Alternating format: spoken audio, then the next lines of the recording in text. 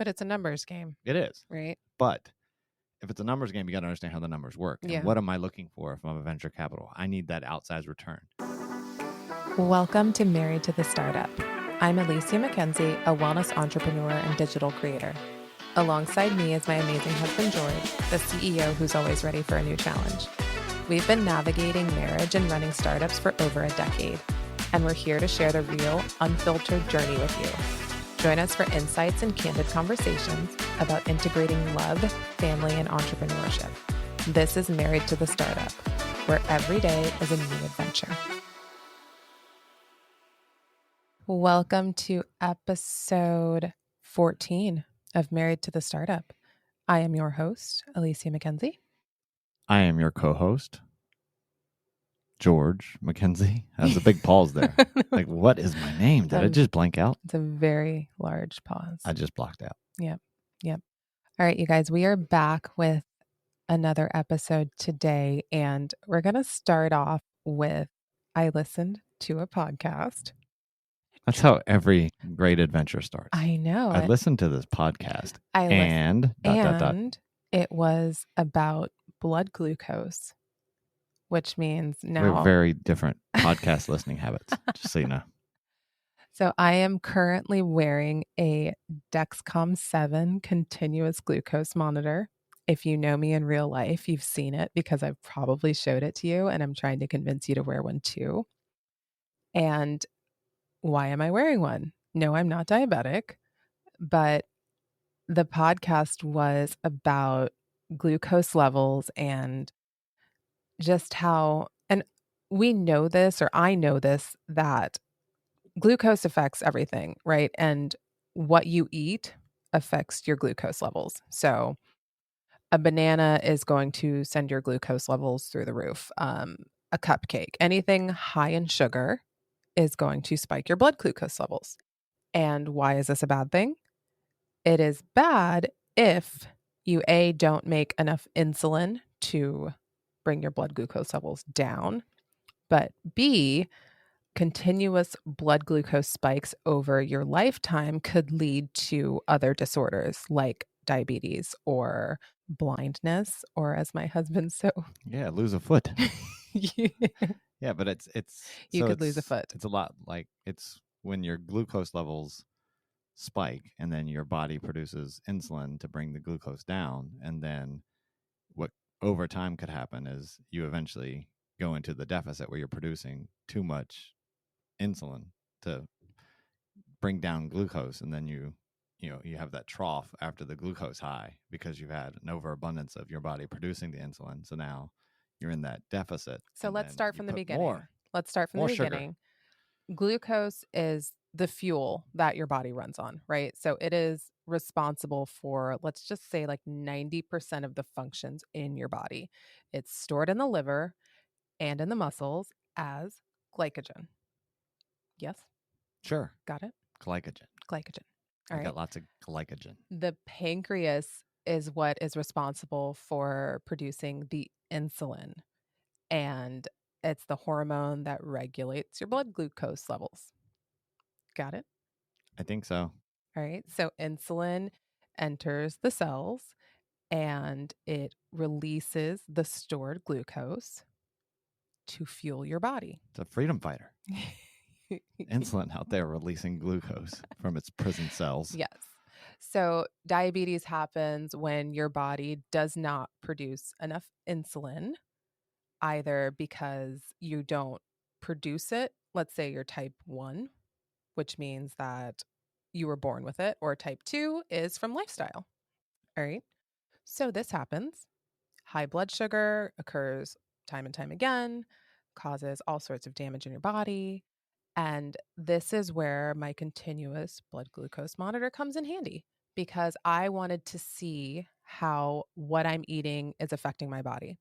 And I've noticed some things over time, like I will get super duper shaky and then I'm like, oh my God, I need to eat something. Turns out my blood glucose drops really easily. And I don't know if it's because I work out too much and don't feel properly or any of these other things, but it's just very eye-opening to see that information right in front of you, right? Like my blood glucose monitor will start alarming in the middle of the night because my blood sugar has dropped so low. So this is informational purposes, and just I wanted to see what it was doing to my body, but also for the kids, right? I would never put any of these on my children unnecessarily. If they had type 1 or type 2, I would definitely use it. But if what we're eating as a family affects me this way, I know it affects them. And high blood glucose levels can lead to attention issues or can lead to energy issues. Like, right, maybe they're super tired because they had a very carb heavy breakfast. But within this podcast, it was the glucose goddess. She's a biochemist, and she gave you 4 tips that you can use day to day to help you just get better control over your blood glucose levels. And the first tip is go for a 5 to 10-minute walk after you eat, right? And that's something that we do as a family anyways, or have a dance party, right? Just Yeah, you move your body. move your body, use some Yeah. energy. It's the whole. I think maybe that's where the adage came from of you gotta let your meal digest, go for a walk, or go do something to digest the food. Yeah. Which is probably before you knew any better. Like, hey, when I do these things, I feel better about myself. My body feels better if I eat and then go for a walk, or if I eat and do something active. But I there think, is actually something happening within yeah, your body when you use these. So the next tip was eat your greens first, right? So very European. If you go to any country, it is always served with a big pile of greens. yes, Yes. garnishment. Gar- no, No, it's not. That's not. no. Oh, you're supposed to eat that. It's a part. It's the part of the now, meal. now I know what I've been missing. It is a part of the meal. So eat your greens first before you have anything that is really heavy in carbohydrates. Dessert. So eat your greens, then dessert. Yes, dear. Okay. And then another tip was dress your carbs. So if you're going to have Taco Tuesday, like we try to pour a ton of either garnishments on it, like Bow what? ties. What? Not bow ties, and No. I'm dressing it. Oh, I get it. Yeah. I get it. Dressing it up. Dress your carbs. Yeah, I'm trying to get it dressed up. So eat your carbs with proteins and fat, right? That'll help offset. So a balanced meal. Yes. Balance it out. Or just put a bow tie on it. Yeah, exactly. Dress it up. And then Take it out. finally, I actually tried this myself, but she said to take like a teaspoon or a tablespoon of apple cider vinegar and drink it with like 4 to 6 ounces of water 10 minutes before your meal. And that will help offset the impact of a high glucose meal. Yeah, so there was 4 like actionable tips that came out of this podcast, but also I ended up with a blood glucose monitor. So I'm doing it through NutriSense. I signed up for a month, and this was just purely out of curiosity. I love it for the short term. Whether or not I'm going to do it long term is still to be determined. But I don't think I see it in the long term because I can become very neurotic about certain things. And this is just I would advocate for this going away as soon as your 1 month subscription is over. Yeah, I tried it for a month. Yeah, you gathered the data, things you didn't know before. Yeah. And then like nocturnal. Yeah, hey, having a balanced snack before you go to bed is actually not a bad thing for you because you dip in the middle of the night. Yeah, that was probably the weirdest thing that came out of this is that the first like couple of nights, the monitor went off at like 4:00 in the morning because I had dangerously low glucose, quote unquote, dangerously, right? I'm not going to die in the middle of the night from low blood sugar. Right. And I'm sure that, like anything with medicine, there's a margin of error. Yeah. And it's not, it's generic and it's, levels. Yeah. Like the average person. What is an average person? Yeah, exactly. Right. And you don't really know, but getting these things that are more, data specific to you, and then knowing, hey, I feel when I have a cupcake, I know that spikes my glucose a lot. So I should have it closer to my meal or with my meal than just having it by itself. Yeah, absolutely. But it's eye-opening for the kids, right? Because I was feeding our 7-year-old like little mini chocolate chip muffins for breakfast, which is probably the worst thing I could do for him. And I know this, it's just something that was out of practice, so now, like, I'm forcing him to eat, like, some form of protein with his muffins in the morning because I just wanna make sure that he's not overly hungry or cranky throughout the middle of his day, right? Yeah, or get over energetic and then has the sleep that comes with a heavy carbohydrate based meal. Yeah. Yeah, so I'm the experimenter, I hear things, I put them into action, we try it for a little bit, I slap one on you, and then we go about our day. Yeah, I think for me it's going to be interesting.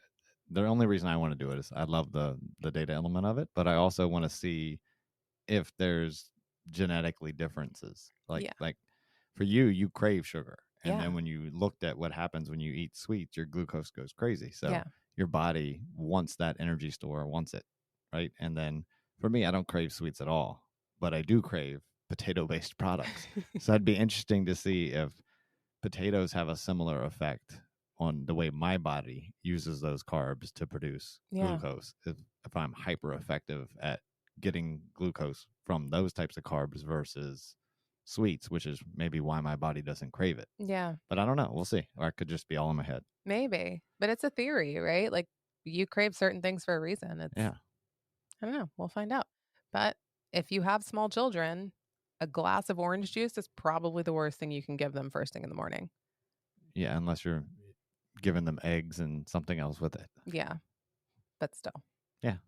big old cup of juice. Well, that's the other thing is I think you're raised on this wholesome image of a breakfast, right? With a Yeah. glass of orange juice and you look at the things in the 1930s, 20s, and a glass of orange juice was probably like 4 ounces, Yeah. right? Or less. And we're thinking, oh, a glass of orange juice, 12 ounces. Yeah.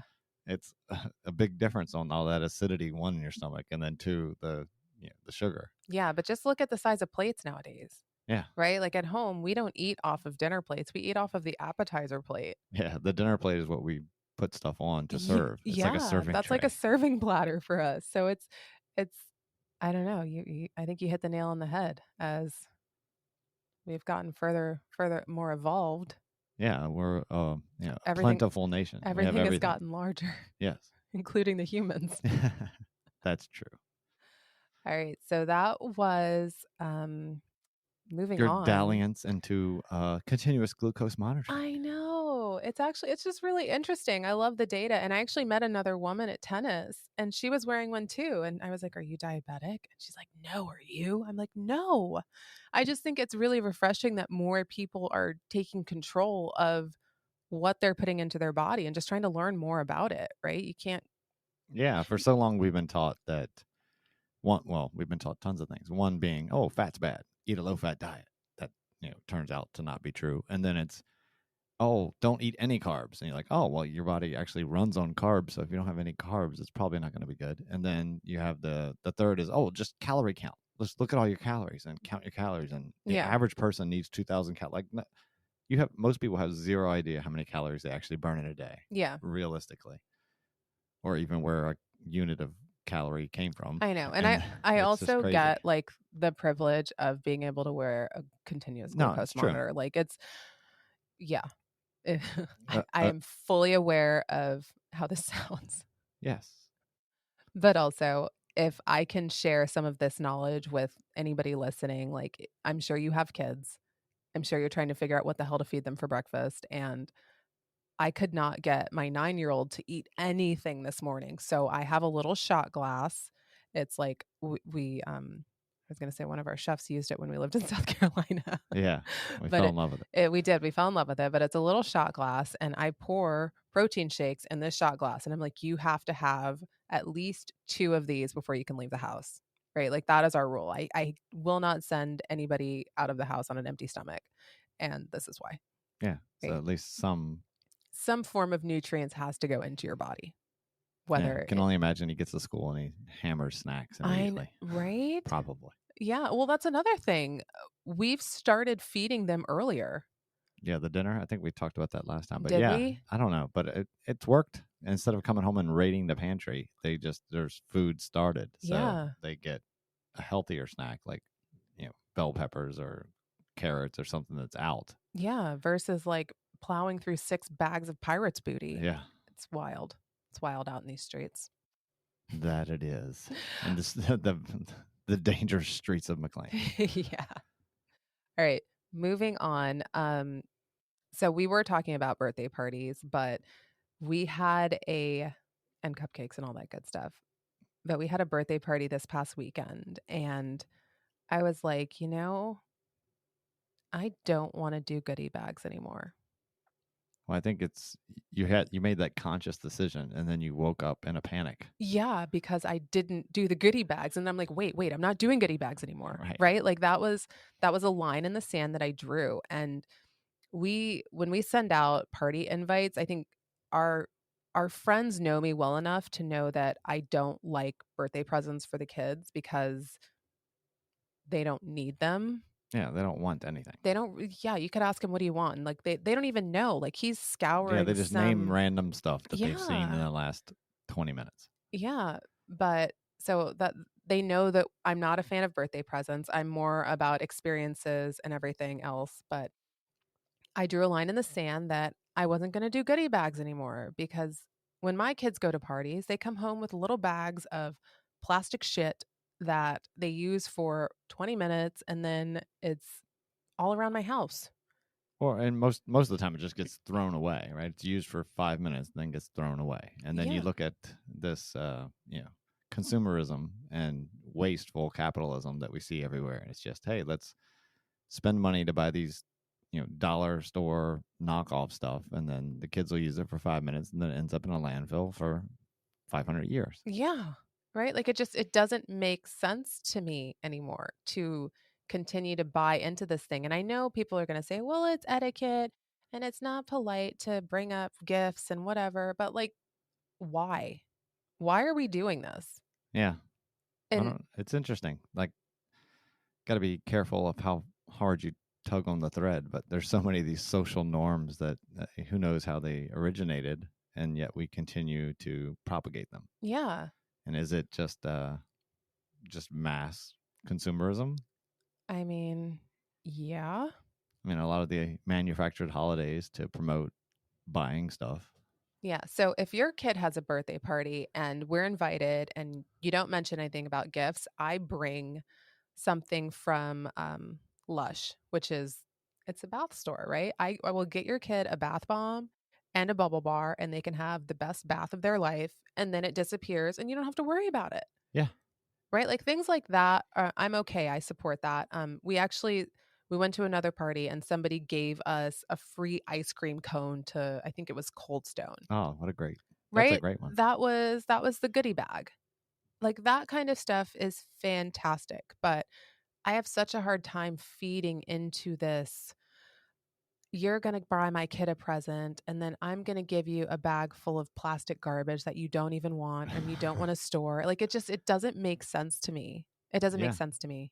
I wonder who invented the goodie bag. I How'd that come to be? know. Why is this a thing still? Yeah, I don't know. So, yeah, there's like little epiphanies that are happening constantly in in my world, Yeah. and I'm just like I'm boycotting. Like I don't want to do it anymore. I don't want you to have to do it. I don't want your goodie bag Oh, unless it's got an ice cream cone in it. yeah. What was the other thing? I think recently somebody, and I don't want to be derogatory. It was a mother on Instagram that was doing, was it Valentine bags, or like it was Oh my, some bag for your child around some holiday? yeah, it was a Valentine's Day bag or no, what was it? I put up something Yeah. and I was like, this is just a friendly Easter maybe. reminder. It was some It was some holiday. holiday that but it seems like every holiday now on social media you see some aesthetically perfect influencer making this basket for whatever bullshit holiday is coming up. Like your kids don't need a basket for every holiday season. They just don't. I promise you they will be okay.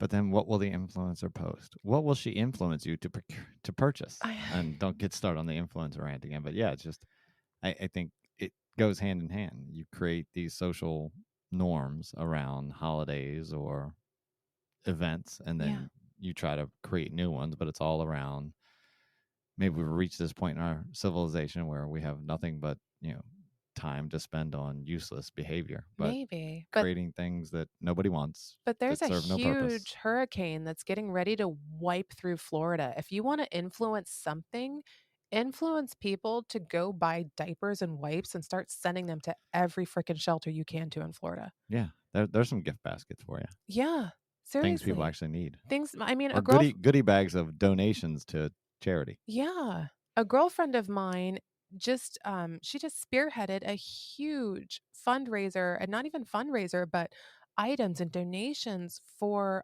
Helene.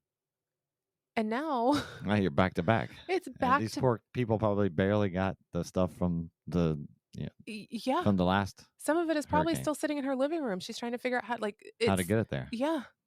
So if you want to influence anything, like, go look on the news and then maybe influence people to get involved that way. But Yeah.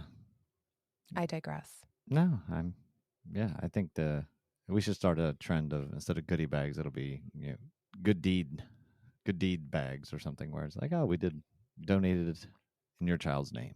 One of our 7th graders friends did that. They did a donation rally for, I think it was like um a pet shelter in the area. Yeah, Right? So or it rather could be than that, for the, instead of gifts, bring a donation, bring yeah. a something to donate. Oh my gosh, that is a great idea. Okay.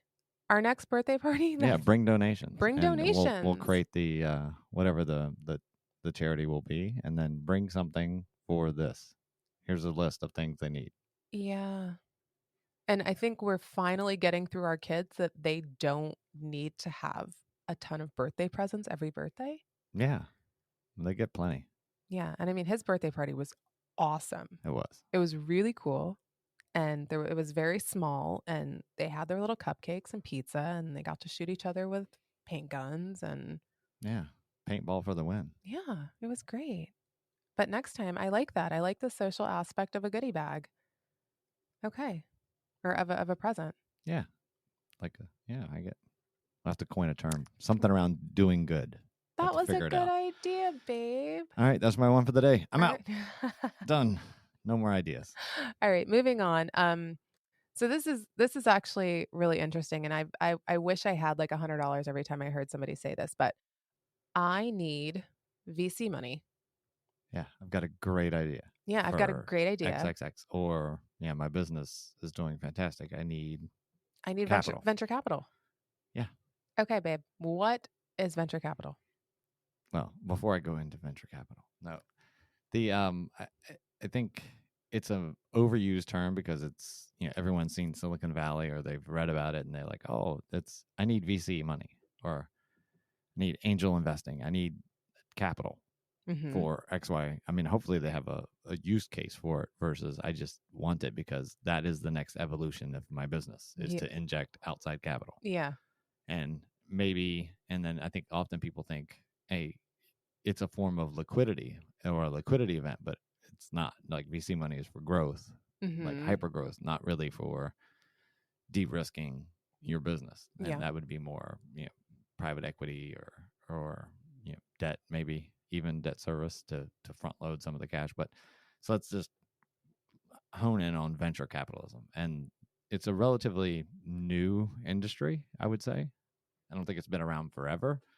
It's, 10 years? no, longer than that. I mean, the 20 whole years? .com boom, like all that stuff was all venture capital enabled. Give me a number. I don't know. 20 years. We should look it up. 15 years. 40 years, 30 67 years, years. 30, 40 years. But maybe earlier than that. But the way it kind of works, and it works similarly in private equity. It's like private equity is similar structured in how the fund managers actually make money. Yeah. And then also their expected returns are lower than in venture capital. And I think a lot of people make a lot of money in venture capital. But Yes. venture capital, and you think about it like, okay, well, how do they make their money? That should be the first. I mean, for me, that's the way my brain works with anything. Before I go to enroll in something, or buy something new, or enroll in this service, it's all, how does the person that's selling this to me, how are they making money? Mm-hmm. And if you don't understand how they're making money, then you should probably do some research to understand it first before you jump in and start paying them money. Yeah. So within venture capital, everyone, I mean, most people have heard of it. It's like 2 and 20, right? 2 and 20. It's the kind of the golden rule. And what does that mean? That means that the venture capital fund, or the people that raise the capitals, and there's plenty of them out there, but let's say we did one, married to the startup, it's a VC, and we say, hey, we're going to have a 2% fee. So that means if we raised $100 million portfolio, we would get 2% management fee of that portfolio value annually. So that's like $2 million. So that's how much we're making to run the fund. So we need to, the more funds we raise in a fund cycle, you have 100 million, and maybe 4 years later, raising your next fund, the 2028 fund, and you're going to make 2% on that, and you got to have general partners and directors that are managing the proceeds and putting those funds to work. And then the 20% is the carry. So that's supposed to be so that the investors, the LPs, the limited partners who put the money in the VC, their interests are kind of aligned with the venture capitalist, because the venture capitalist is going to get 20% of the proceeds after the money is returned to the LPs. So let's say Married to the Startup raised a $100 million fund from LPs, from limited partners. Yeah. And we got our 2% carry, our 2% interest, right? Year over year, or operating fees to run the portfolio. And then if we exited for 500 million, say we invested in a bunch of businesses, they all did great, or some did great, and we returned 500 million to the fund. The 100 million would go back to the LPs, so we're all happy. We got our money back. And then 20% would go to the VC fund. So of that 400 million, 20% would go to the VC. So 80 million goes back to the VC. And then the 320 million, assuming 500 million is what came back, we'll say the operating expenses were already covered somewhere else, just to make math easy. That 2% was already covered. That 400 million minus the 80, 320 comes back. So everyone's super happy. And that's how they're supposed to work. But the VC wants to make that 20%, right, on the great wins, but the 2% operating fee is also how they make money. Yeah. So if you think about it in that way, if I'm a venture capitalist and I want to invest in a company, what am I looking for? Yeah. And most of the time it's the power rule. It's like, hey, I'm going to invest in X amount of companies, and it's going to be, there's rules of thumb, but let's say 30% of them are going to flame out, go to zero, lose all my money. And there'll be some percentage that does okay and returns 2x my money, maybe 3x my money. Well, let's say 2x my money. And then there's a smaller percentage that'll do 3x my money. Yeah.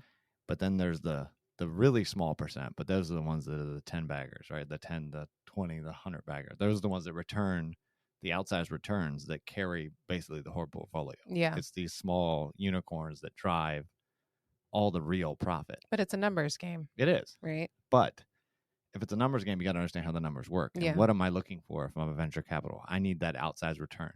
So I'm going to bet, if I'm going to take 20 bets or 10 bets with my $100 million fund, I need to make sure that all 10 of those have the chance to be that one. Not that they all will, but they all need to have that same chance. Okay, so what are the odds that your company... Right, so the odds, so that when you're looking at it that way, so you understand how they're playing the game. Yeah. So then, okay, if I am a business that my TAM, my target addressable market, let's say is, I invented this app that works for, I'm trying to think of something that's a niche market, but let's say it's around the glucose monitors. Yeah. And my target market, like who is actually going to consume this product, who's going to use it? Me.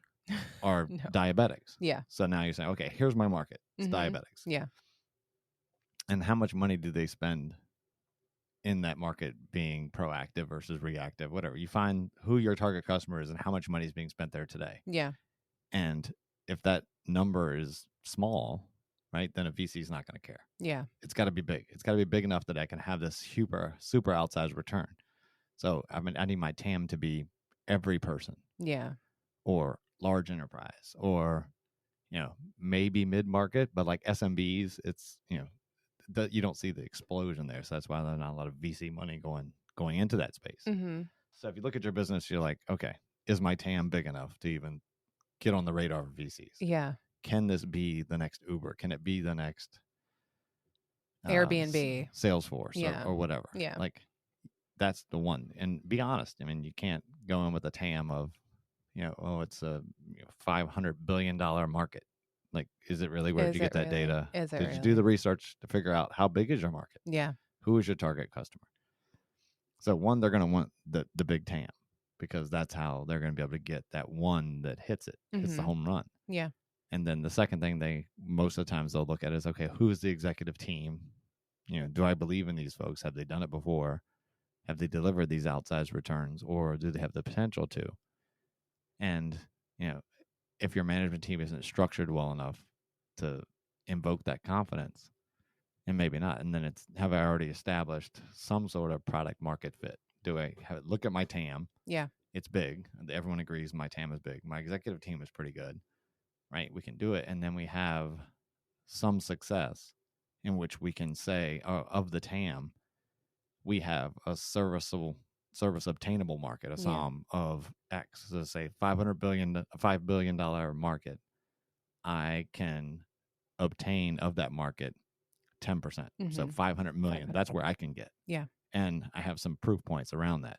And because my target customer is large enterprise, I have 2 customers that are in the Fortune 500. That's, starts to build the story around, hey, there's a probability this thing could go to the moon. Yeah. And if you can't check those boxes, right, then VC is probably not the right angle for you. Okay. So somebody who's saying, I'm ready to go out for venture capital, what are they really trying to say? Like, Well, I mean, one, maybe it's, no, maybe they're just confused by the terminology, right? Like, if you yeah, don't quite understand what venture capital is, yeah, then you maybe you're don't. using the term incorrectly. Yes, you're using the term incorrectly. So, what are you going after? Do you need an angel investor? Like, what? Yeah, and I think that's probably what most people are, is Yeah. if you're in the idea phase, like I Mm-hmm. have a great idea, Yeah. I have a business plan, I have a great idea, then, are you pre-seed? Are you seed? Where are you? Or Yeah. is it, I have an idea, but I haven't like started executing the business yet? Yeah. Then that's pre-seed, and it's more angel investors or friends and family. Like I Yeah. need to raise some cash to get going, or I bootstrap it. I do it myself, and I do it on the weekends, or I do it at night, and I'm using my own cash or sweat equity to do it. And I think that's the misconception that a lot of entrepreneurs have is that, okay, I have this idea. If you're not willing to put some skin in the game, like, how are you going to convince other people to give you money? Exactly. Yeah, and I think that knowing where you are in the stage of your business, Yeah. right, too, that I mean, there's some folks, and that's the ones you see, like yeah, the people that are repeat entrepreneurs Mm-hmm. that have done it in the VC world, and it's not the first rodeo. The first one was most likely the way we talk about it. Hey, you went to seed, you did friends and family, you raised money from people. If you're able to convince your friends and family, and you're willing to risk their money because you think the idea is so great, and Yeah. you are 100% committed to it, knowing that it could go to zero, then that's most likely the ingredients that's going to make a good entrepreneur. Yeah. And you start with that pre-seed, you create a MVP, a minimum viable product, and Mm-hmm. I'm just saying, if they're creating an asset, and it could be services. Hey, I'm doing the service. The asset is still the service creation. Is Yeah. it processes, procedures, whatever it is that creates this service? And then do you have, and it's the same with the VC, what they're going to look for is, do you have something that creates a, a position in the market that's defensible? Do you have something that's unique to you, the competitive Yeah. advantage Yeah. that makes your business better than anybody else's that could start up tomorrow? Yeah. So, like, if my business is around personal training, Well, I'm just going to say, let's say app development, right? right? Because I've actually looked into creating an app. This was years ago, but it is way more expensive than I think anybody realizes, right? You're like, oh, I just want to create an app. The minimum investment of an actual app that is functionable and works for other people and doesn't crash, like, it's starting price 200,000 easily. Yeah, Easily. yeah. Once you get something that's actually workable, you could get an MVP maybe for less than that, Yeah. but it's not going to be nothing unless you're a coder yourself and you're going to write it yourself. Yeah. And then once you get an MVP, you got to have users on board. You got to get feedback. You have to know the industry. Yeah. Just having an idea and not knowing your TAM or what the pain points are of the market, like Yeah. it's more complicated than you think. And I think 100%. that's where a lot of people go down the wrong path of, I have this great idea. Now I need to go raise money. Yeah. So let's say, okay, you know that, okay, I want to do an app. It's going to cost me $200,000. Are you willing to take $200,000 from your friends and family and risk losing that money? Right. Right. That's the scary part, because it gets real. Yeah. It gets real. Are you willing to take a $20,000 investment from one of your best friends and then say, oh, I lost your money. I'm sorry. Yeah. And it's easy because you can go with everyone says VC because you're like, oh, it's just this nameless, faceless thing. Yeah. It's VC. Yeah.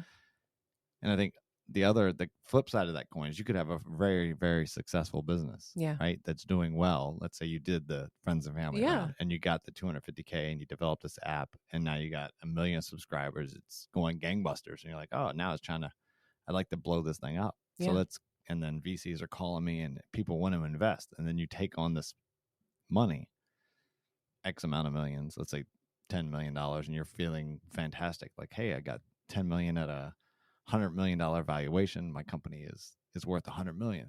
Not really. You can't sell it for 100 million. It's just what it's worth to get people to buy in. Yeah. And that 10 million doesn't give you anything as the owner. It's not like you're taking that 10 million out. You're that VC money, that 10 million is not to your pocket. They're putting the bet that you're going to use that 10 million to grow the company and turn that $100 million valuation into $1 billion valuation. Mm-hmm. And because VCs and the nature, right, they want you to either flame out or fly. Yeah. And the pressure is that 10 million needs to be deployed now. Start spending it. Advertising, marketing, bigger team, grow, Mm-hmm. grow as fast as you can. Profitability used to be, it's starting to change now, but profitability used to be later. It's grow as fast as you possibly can, grow. Yeah. So spend all that money, burn hot, and then but if you don't have the either experience, hit it or you fail. But the same thing, you can take a great, viable, profitable business and burn it up. Yeah. By making that choice. Mm-hmm. Absolutely. So, I mean, when you say I want venture capital, you're going to have to think long and hard about what that actually means. Yeah. And back to the business conversations we had before. What is your expected outcome? Yeah. What do you actually want? Yeah. Is this a lifestyle business? Do you want to be an exit? How big does your exit want? Do you want your exit to be? Mm-hmm. Is it going to be an EBITDA multiple? Is it going to be a revenue multiple? What are you trying to? And then what's the number at the end of the day? What are you trying to get out of it? And when you hit that number, is it actually going to be enough? Very true. But still having that in mind, because if your number or what you want is small, then VC is not the game for you. Yeah. Yeah. So that's interesting. I mean, yeah. And I think understanding how a VC fund works, how it makes money. Mm-hmm. And also understanding that everybody has a great idea. Yes. Everyone. Your best friend's probably got like an awesome business idea in their brain right now, but bringing it to fruition. Yeah. And it's not, we say it all the time. The best product doesn't always win. Yeah. It's the people that have the idea and the best ability to execute it are the ones that win. Dun, dun, dun. Mm-hmm. All right, guys. That is all for today. Thank you for tuning in. We'll see you next week. Jorge, out. Thank you for tuning in to Married to the Startup. We hope you enjoyed today's episode. If you did, please take a moment to like, rate, and subscribe to our podcast. Your support helps us reach more people and keeps the conversation going. If you have any questions or topics you'd like us to cover, drop me a message. I love hearing from you guys. Until next time. George, out.